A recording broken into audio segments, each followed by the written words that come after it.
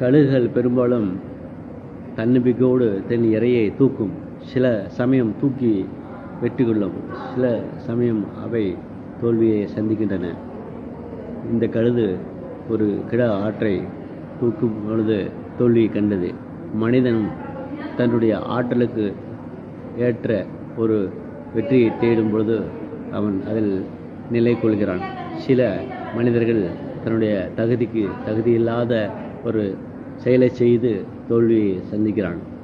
எனவே இது தகுதிக்கு தகுந்தமான ஒரு செயலை செய்து வெற்றி கொள்ள வேண்டும் என்பதற்கு ஒரு விளக்கமான இந்த வீடியோ வருகிறது, பாருங்கள்.